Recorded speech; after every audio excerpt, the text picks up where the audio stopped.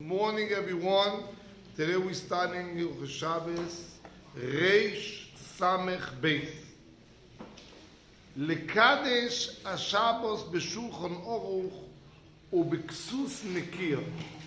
The appropriate way you should prepare the table of Shabbos with covered and a nice clean clothes for Shabbos. יסדר שולחנו ויציע המיטות ויתקן כל ענייני הבית כדי שימצאנו ערוך ומסודר בבואו מבית הכנסת.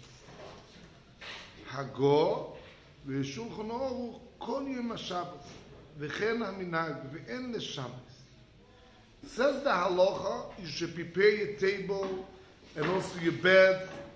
Everything should be prepared. Now, the problem starts, so when you come from shul, everything should be organized. The Gemara says in Shabbos, in Kuf Yutes, 2 angels come with a person back home when he comes from shul. One evil and one is good.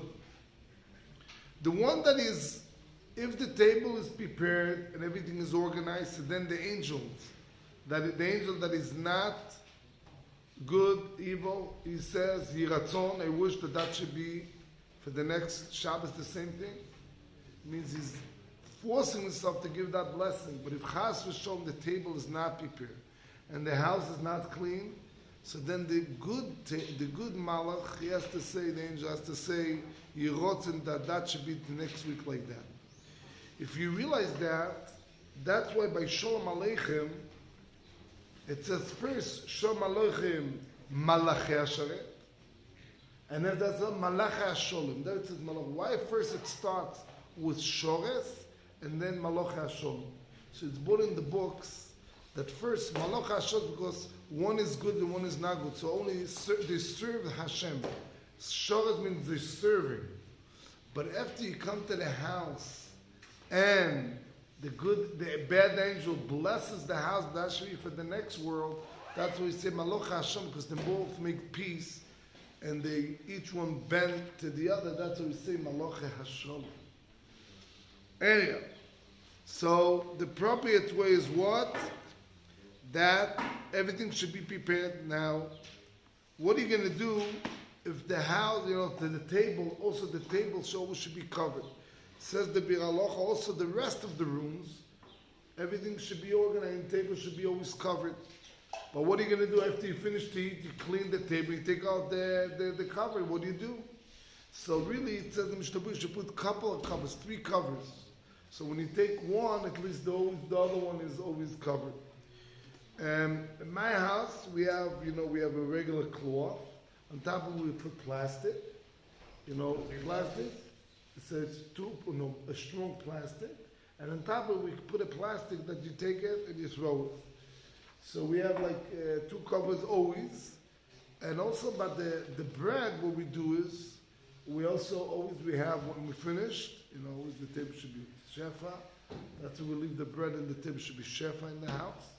But after we finish, when we bench, we put right away at night. I put already the bread. The 2 challahs should be ready for the next day, in order so we don't miss that moment of Shabbos, accepting Shabbos, and having the table prepared always. Like the Ramah says, V'yesh shulchon aruch kol yom HaShabbos. The whole Shabbos. Shulchon aruch is not only a mapa, it's also the chalis and everything. V'chen aminog ben l'Shabbos. And this is the custom, and you don't change that thing. So the Mishnah says, till after Havdalah, you should have your table covered till after Havdalah. And that's what he says, you should put those mapot also. Another thing is, he says, the Mishnah, what about Kurei Kavish? This is a big machloikes about Kurei Kavish, you have spiderways. So some people say it's muktzeh. In Shabbos, that's why you're not allowed to do in Shabbos. But the Shlem Zah Neubach says that it's called what? It's called graf shel rei. It's like somebody has, did gedoinim, so you're allowed to take it out. So the Malach is allowed to take it out, and that. But I saw Rabbi Fisher comes over here of Shabbos, he has like this big stick, and he goes to take out the kurek of the spider away, so it should be covered Shabbos also. He also believes in Now, another, what? It's also because that's the Torah, supposedly he believes that he read in the Gemara that the spider webs capture your Torah, capture the... Wow. Another thing is about shoes. Mr. Berurah says if you leave the cobwebs up, it causes arguments in the shul. It covers what? Arguments. Arguments. Causes arguments. Shlom bayis. Good. Another thing is that I want to say about shoes. Or you have to have a special shoes for Shabbos or not. So over here is a big machloikis, yeah? Because the Yerushalmi says that lav oirach devarinish lemele sandale, one for Chol and one for Shabbos. The Yerushalmi says the custom is not to have two types of pairs of shoes, you have one pair of shoes. So that's why, that's one way. But right away everybody's asking, what is this? The Yerushalmi said, but the Yerushalmi says, he says.